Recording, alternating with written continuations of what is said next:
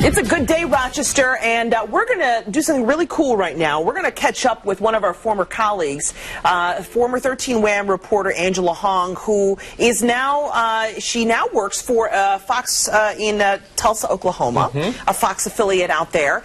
And Angela joins us from a very interesting location. She joins us via Skype this morning from Bangkok, Thailand. Angela, tell everyone why you're in Thailand this morning and why you're in Bangkok. And as we all know, there's some protests, major protests going on in that city. I'm actually in Thailand because I had a friend who got married in northern Thailand in Chiang Mai, and I figured if we're going to go halfway across the world, might as well make a vacation out of it. So this is actually my third city in Thailand. I went to Phuket, Chiang Mai, and now I'm in Bangkok.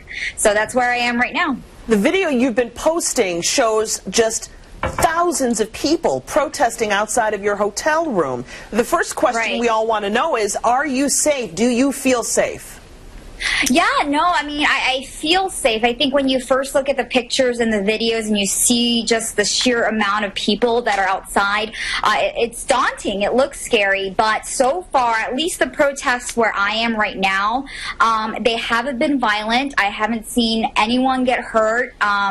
It's interesting because some parts of the protest even feels like jovial or like a celebration. I mean, there's songs, people are chanting, and it hasn't gotten to the point where I feel like anyone feels like they're in danger quite yet. However, that's not to undermine how serious these protests are. I mean, for this last several weeks, there have been protests in Thailand, and they have gotten violent. I believe I've been reading some of the local reports, and I believe 7 people have been killed since November, since these protests started, and several more injured. So these are very serious protests, but I, right now, don't feel any danger. If anything, it almost feels like an inconvenience in some ways.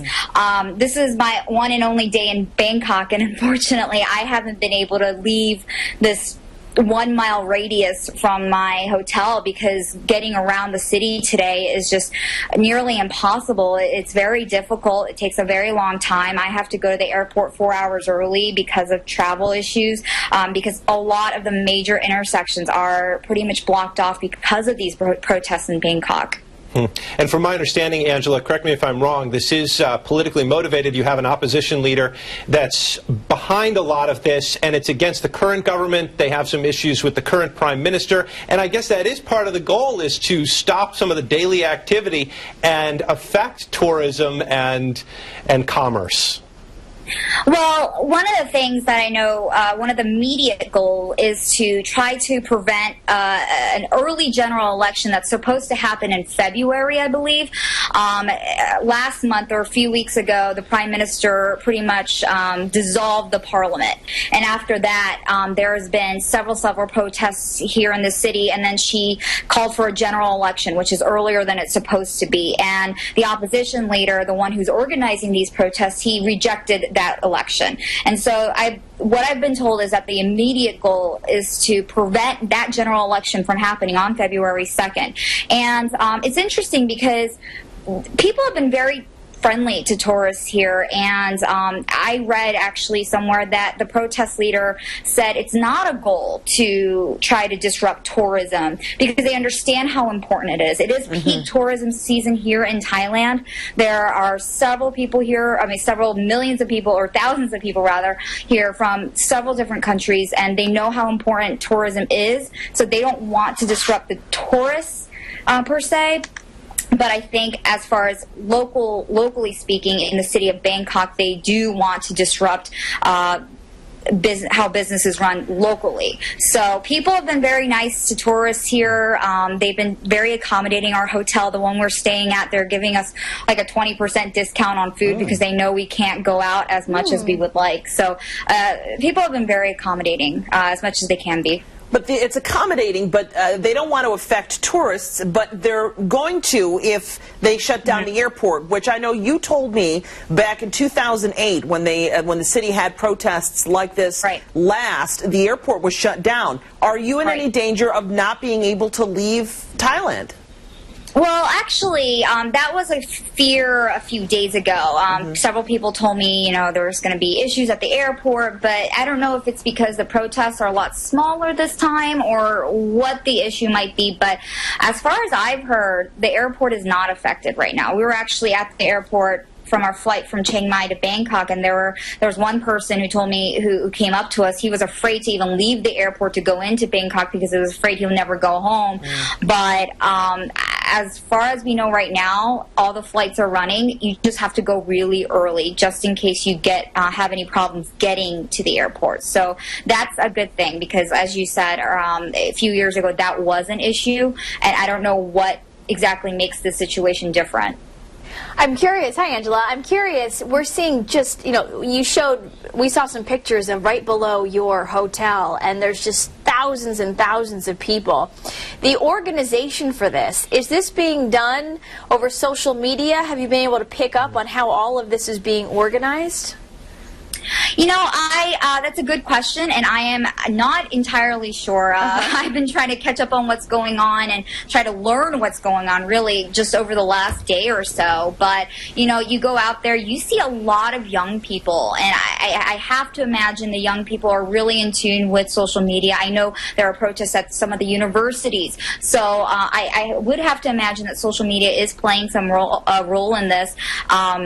And I know that I personally have been reaching out and looking at Twitter to just find out what's going on, because earlier this afternoon, I'm on the 17th floor, and I could hear this thunderous roar coming from the street. And I'm like, what is going on? I hope, it's not a clash, or I hope nothing violent is going on. And so I went on Twitter, and the opposition leader, the former deputy prime minister, he had actually arrived to this particular protest site, and that's what that was about. So I've been using it as a tool, as somebody who doesn't know what's going on. Definitely I don't understand the language. So it's been nice to kind of track what's going on that way for me personally, and I have to imagine for many Thai people as well. Angela, you've been in touch with your family, I'm certain, your colleagues in Oklahoma. A lot of people, though, afraid for you, but you seem to be taking this in stride. Did you receive any warning ahead of time that there could be these protests? And did you at one point even consider not going to Bangkok? Yes, I think I might. I think I could have done a little more research maybe before planning to be here. I don't know how soon in advance this January 13th protest was planned, but we did get a warning from the State Department saying, hey, they didn't tell us not to go to Bangkok, but they said if you have to be in Bangkok, just avoid these areas, government buildings, universities, major intersections in the city. And they planned out which intersections. This wasn't random. So they knew which streets we should avoid. So there was a warning, and it wasn't, like I said, they didn't say don't go to Bangkok, just avoid these areas and you should be fine. And unfortunately, some of those areas do involve heavily trafficked, places that tourists go to a lot. But other than that, I think as long as you're safe, and if you don't want to be around this many people with, this going on, I think if you wanted to, you could have avoided it while still being in Bangkok. I unfortunately, or fortunately maybe, I don't know, because it's been really interesting to see all this, but we were just right in the middle, and we didn't know we were going to be so centrally located here. But I don't regret it, honestly. It's been very interesting to watch, and I've seen a lot of the posters and signs that are outside on the streets at these rallies, and they liken it kind of to the Occupy protests that we had. So it's been interesting to see how this country does their version. Angela, I'm sorry this is going to have to be a short answer on your part, but you mentioned you went to Phuket as well, correct? Did I hear you say that? Yeah.